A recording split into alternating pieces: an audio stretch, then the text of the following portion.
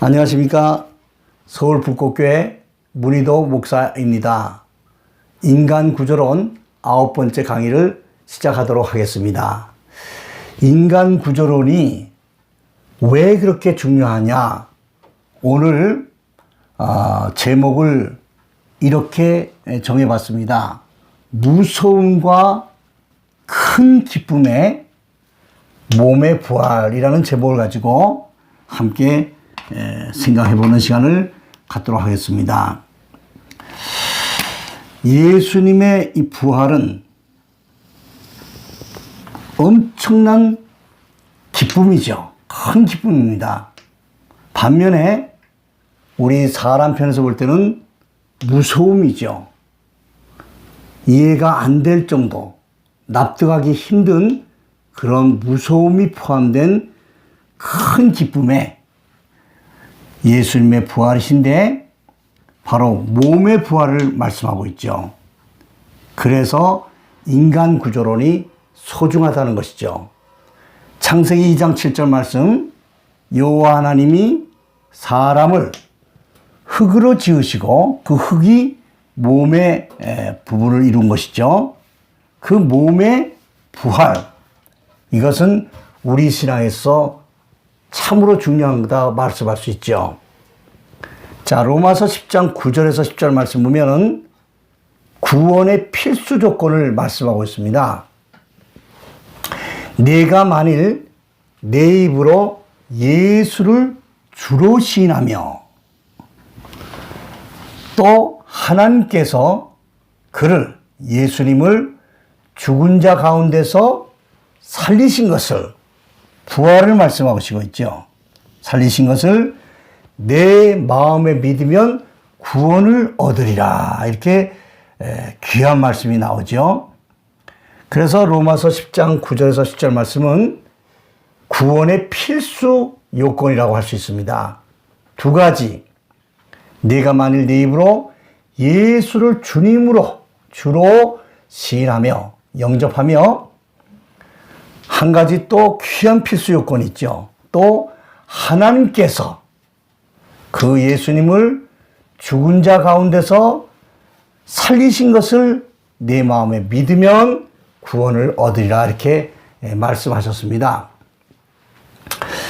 자, 예수님을 주님으로 영접하고 한 가지 또 필수적인 요건은 하나님이 어떠신 분이냐? 하나님께서는 어떤 의사나 과학자도 지금까지도 그렇게 할 수 없었고 현재도 할 수 없고 앞으로도 할 수 없는 죽은 자, 죽은 몸을 살리시는 것을 어떤 유능한 의사나 과학자도 할 수가 없다는 것이죠. 제가 이번 주에 기도하면서 하나님 말씀을 읽는 가운데 부활에 대한 이 말씀을 참 꼭 전해야겠구나 하는 생각을 했습니다. 늘 읽던 말씀이지만 특별히 오늘 9번째 강의를 준비하면서 말씀을 읽어보니까 마태복음 27장과 28장의 내용입니다. 예수님께서 십자가에서 죽으신 후에 대제사장들과 바리새인들이 빌라도 앞에 갔습니다. 그리고 엉뚱한 제안을 합니다. 무엇이라고 제안을 하는 거 아니? 마태복음 27장 63절 이하에 보니까 빌라도에게 말합니다. 저 유혹하던 자가 살았을 때에 말하되 내가 사흘 후에 다시 살아나리라 한 것을 우리가 기억하노니, 예수님의 제자들도 예수님께서 십자가에서 죽으시기 전에 십자가에서 내가 고난을 당하고 죽은 후에 3일 만에 살아나는 것을 분명히 몇 번을 말씀하셨습니다. 그런데 그 제자들이 그 다시 산다는 말씀에 대해서 확신이 없었죠.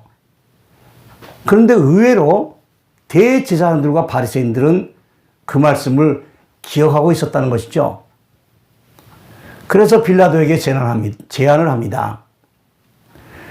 저 유혹하던 자가 살았을 때에 말하되 내가 사흘 후에 다시 살아나리라 한 것을 우리가 기억하노니, 그러므로 분부하여 그 무덤을 사흘까지 굳게 지키게 하소서. 무덤을 사흘까지 굳게 지키게 해달라는 것이죠. 그의 제자들이 와서 시체를 도적질하여 가고 그 백성에게 말하되 그가 죽은 자 가운데서 살아났다 하면 후에 유혹이 전보다 더 될까 하나이다 하니 빌라도가 가로되 너희에게 파수꾼이 있으니 가서 힘대로 굳게 하라 하거늘 저희가 파수꾼과 함께 가서 돌을 인보하고 무덤을 굳게 하니라. 죽으신 예수님의 시신이 있는 그 무덤을 장정들 몇이 옮겨야 간신히 옮길 수 있는 돌로 그 무덤의 입구를 막아놓고 무덤을 사흘 동안을 파수꾼들이 지켰다는 것이죠.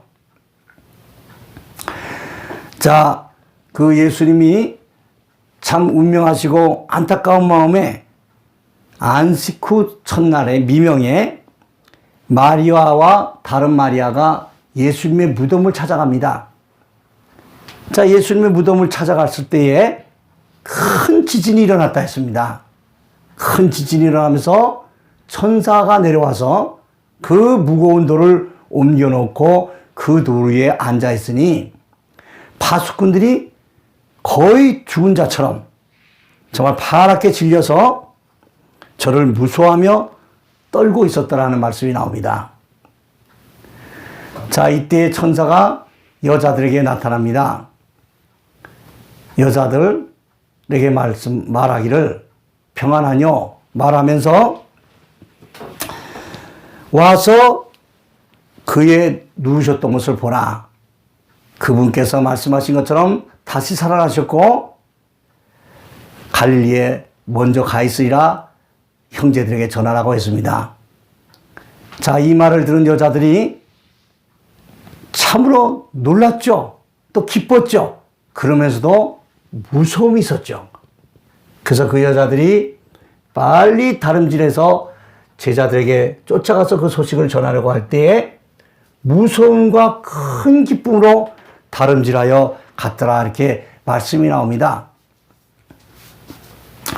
자, 이렇게 그 소식을 전하려고 가던 그 여자들을 예수님이 만나십니다. 중간에 예수께서 저희를 만나 가라사대 평안하뇨 하시거늘 여자들이 나가 그 발을 붙잡고 경배하니 제가 이 말씀을 읽으면서 여기에 주목을 했습니다. 그 발을 붙잡고 경배했다. 그래서 이것을 원문 말씀을 보니까 투스포다스라는 그 원문에 분명히 그 발들을 붙잡고 직역을 하면 그래서 공동 번역에는 그 두 발을 붙잡고 이렇게 또 번역이 나옵니다. 이처럼 우리 또 한국의 속설에는 뭐 유령들은 발이 없다 뭐 이런 속설이 있지 않습니까? 그런데 성경 말씀에는 예수님께서 그 여자들에게 나타나셨을 때 그 여인들이 너무 기뻐서 그 발을 붙잡고 경배하는 말씀이 분명히 나오고 있습니다. 또 몇 번째 강의에 한번 제가 말씀을 드렸지만은 누가복음 24장 39절에 보면 예수님께서 직접 말씀하셨죠. 제자들이 놀라서 부활하신 예수님 만났을 때 영이라 생각하죠. 그때 예수님께서 말씀을 주셨죠. 누가복음 24장 39절 아마 기억나실 겁니다. 영은 살과 뼈가 없으되 너희 보는 바와 같이 나는 있느니라. 몸의 부활을 하셨다는 것이죠. 자, 그래서 이 몸은 하나님께서 죽은 자를 살리신다는 큰 권능이 있으신 분인데 우리의 몸이 때로는 내 몸처럼 여기지지 않을 때도 있습니다. 여러분들 그렇지 않습니까? 살아가다 보면은 몸이 건강하다가도 참 약한 부분입니다. 그래서 갑자기 어려운 일을 만날 때가 있는데 잠시 오늘 성경 말씀을 전하면서 제가 그 체험했던 이 부활의 능력을 잠깐 말씀을 드려야겠습니다. 자, 이제는 나이를 좀 먹다 보니까 좀 세월이 꽤 흘렀습니다. 17살 때인가 18살 때입니다. 급체를 했어요. 밤새 그 공부를 시험 준비를 하는데 그 어머니께서 아마 제가 기억하는 토스트를 구워서 이렇게 주셨던 것 같습니다. 그것을 급히 먹으면서 무심코 공부하다가 그만 급체를 했습니다. 뭐 몇 분 간격으로 계속 아픕니다. 그때에 제가 교회를 한 3년을 떠났다가 다시 돌아와서 하나님을 정말 만나고자 사모하다가 그 특별한 그런 기도의 경험을 하면서 교회를 열심히 나가던 때였습니다. 어머님도 그 사실을 아셨기 때문에 그 성경을 들고 교회가 옆에 가까웠습니다. 가서 기도를 해봐라 해서 제가 성경을 들고 집을 출발했습니다. 그때가 새벽 3시쯤이죠. 그런데 교회로 직접 가지 않고 제가 동네를 한 바퀴 쭉 돌았습니다. 성경을 배에다 놓고 그 기분상으로 좀 배가 괜찮은 듯 하면서도 여전히 그 급체가 아마 그 급체해 보신 분들은 아실 겁니다. 막 배가 땡기고 아프고 몇 분 간격으로 마을을 쭉 한 바퀴 돌았죠. 그러다가 지금도 이렇게 목사 생활을 쭉 수십 년 하면서도 그 기억은 잊혀지지 않습니다. 동네를 한 바퀴 쭉 돌았지만 여전히 배가 아픕니다. 그런 가운데 제가 이런 생각을 했습니다. 우리 교회 목사님께서도 설교하실 때 예수님께서 3일 만에 다시 살아나셨다. 하나님께서 그분을 살리셨다. 죽은 자를 살리셨다. 내가 믿고 있는 하나님이 어떤 하나님이시냐?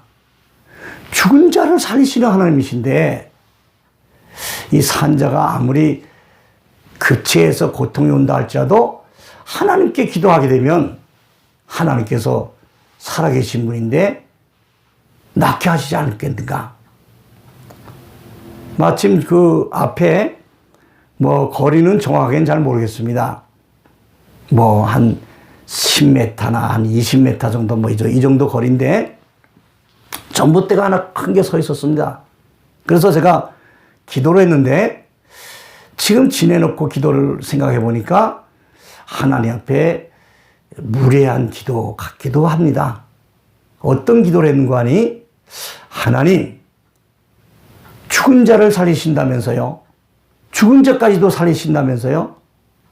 그래서 제가 지금 많이 고통스러운데 하나님 제가 저 앞에 전봇대가 보이는데 전봇대 옆에 와서 딱 설 때에 그 옆에 설 때에 이 급체의 고통이 낫게 해주시면 제가 도시락을 싸들고서라도 전국을 다니면서 우리 하나님 살아계시다고 죽은 자를 살리시는 하나님이 살아계시다고 제가 증거하러 다니겠습니다. 그러니 하나님 전봇대를 지나서도 아니고 전봇대 못 미쳐서도 아닙니다. 하나님 제가 전봇대 옆에 딱 서겠으니 그때에 이 급체했던 것을 낫게 해주세요. 제가 훗날 생각해 보니까 좀 무리한 기도가 아니었나 하는 생각도 들지만 여하튼 그렇게 기도를 하고 제가 10m 정도 떨어진 그 전봇대를 향해서 뚜벅뚜벅 걸어가기 시작했습니다. 그리고 전봇대 옆에 딱 섰습니다. 그동안 설교 시간에도 몇 번인가 제가 성도님들에게 예화로 말씀을 드린 적이 있습니다. 예화지만 실제적인 체험이었죠. 그리고 질문을 했습니다. 낫겠습니까? 안 낫겠습니까? 여러분들은 어떻게 생각하십니까?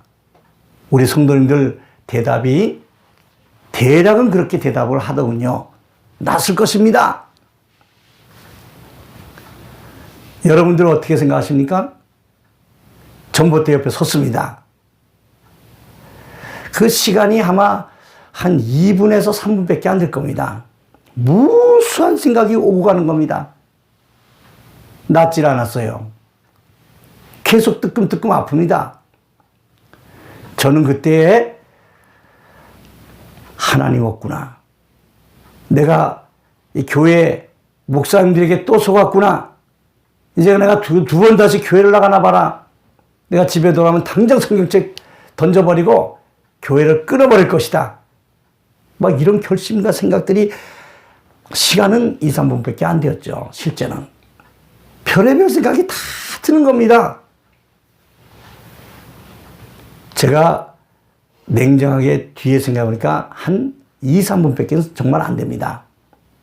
2, 3분 후에 수십 년이 지난 참 그 시절이었지만은 지금도 기억이 또렷이 납니다. 채했던 그 위장에서 꿈틀거리며 무엇인가 올라오는 것이 아니겠습니까?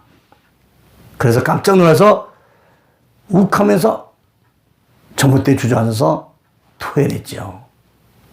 무더 덩어리채로, 토스트 아마 덩어리채로 토했던 것 같습니다. 그런 후가 문제입니다. 내가 그 기도를 하고 전봇대 옆에 딱 섰을 때 하필이면 동네를 한 바퀴 돌았으니까 운동을 하면서 이제 걷는 것도 운동 아닙니까? 걷다 보니까 하필이면 그 전봇대 옆에 와서 우연히 토하게 된 것인지, 아니면 정말 내가 기도를 했더니 하나님이 살아계셔서 바로 전봇대 옆에서 토하게 하셔서 어쨌든 간 고통은 없었습니다. 그 질문을 그다음부터는 기도할 때마다 이제 되새겨 본 것이죠. 하나님의 응답인가? 우연인가? 우연일까? 하나님의 응답일까? 수년이 지난 후에 답을 얻긴 얻었죠. 기도의 응답이었던 것을 제가 뒤늦게야 확신하게 되었고, 그때의 그 급체에서 고통에서 벗어났던 일을 지금도 잊지 못합니다.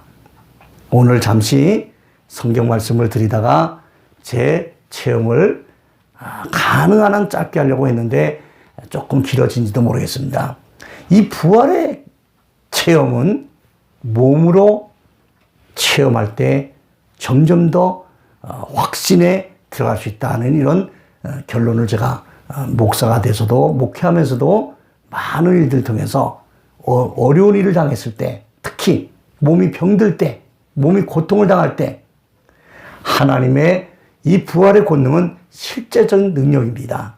오늘 말씀을 들으시는 여러분들도 예수님의 부활은 하나님께서 우리를 창조하실 때 흙으로 만드신 그 몸이 죽은 가운데서도 이 몸이 부활했다는 이 엄청난 사실을 여러분들 확신하시고 하나님을 더 잘 믿으시고 예수님의 말씀에 잘 순종하면서 나가시는 승리하는 여러분들이 되시길 바랍니다. 다음번 10번째 강의에 다시 만나기를 바라고 평안하시기 바랍니다.